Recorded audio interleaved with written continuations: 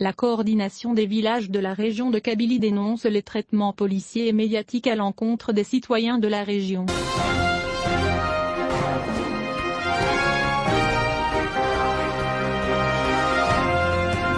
La coordination des villages de Kabylie a publié un communiqué intitulé « Stop à la diabolisation de la région de Kabylie », dans laquelle elle condamne le traitement policier et médiatique des citoyens de la région de Kabylie. La coordination a indiqué dans son communiqué que les habitants de la région de Kabylie traversent les périodes de douleur les plus intenses, sans parler de l'emprisonnement de personnes juste pour avoir brandi le slogan Amazigh, l'épidémie de Covid-19. En plus de les chocs causés par les incendies de forêt à l'été 2021, les pertes en vie humaines, civiles et militaires, et le meurtre horrible de feu Jamal Ben Ismaï, sont autant d'éléments qui compliquent la vie de ses habitants au quotidien. La coordination a affirmé qu'à une époque où cette zone était réduite en cendres à cause des incendies et devait être déclarée zone sinistrée avec un plan de redressement approprié, nous avons malheureusement assisté ces derniers mois à des actes d'arrestation, d'intimidation et d'emprisonnement qui ont tombé indistinctement sur les intellectuels, les artistes, les personnalités politiques et même les citoyens ordinaires de cette région du pays.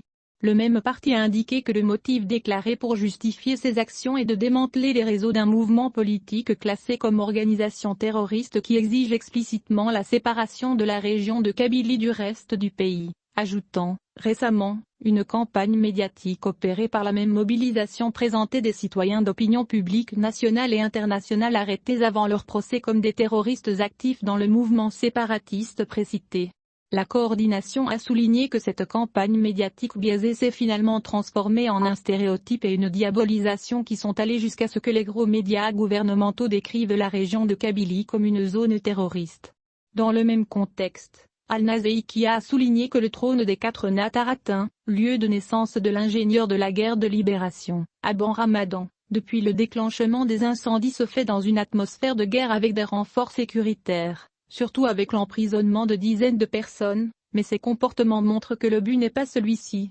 La région est plutôt l'un des symboles de novembre 1954. La coordination des villages de la région de Kabylie a déclaré « Nous ne connaissons toujours pas les véritables motifs derrière ce traitement policier et médiatique des citoyens de la région de Kabylie. Cette situation a généré un profond sentiment d'anxiété et d'injustice dans la mesure où les citoyens se sentent menacés dans leur liberté et sont la cible d'arrestations par divers services de sécurité comme des terroristes pour suspicion dans leur association avec ce mouvement ou ses militants. La coordination a appelé les plus hautes autorités du pays à libérer immédiatement les citoyens détenus et à mettre fin à toutes les procédures judiciaires à leur encontre, ainsi qu'à mettre fin aux arrestations et procédures judiciaires contre les citoyens en raison de leurs opinions politiques, qui ne constituent pas une menace réelle pour l'unité du pays, des institutions étatiques ou des fondements de la Constitution. Il a également appelé à des mesures appropriées à prendre pour protéger les citoyens de toute campagne politique et médiatique démoniaque qui les qualifie injustement de terroristes, et de respecter les acquis culturels et l'identité amazigh, qui est désormais considérée comme un patrimoine commun à tous les Algériens. Personne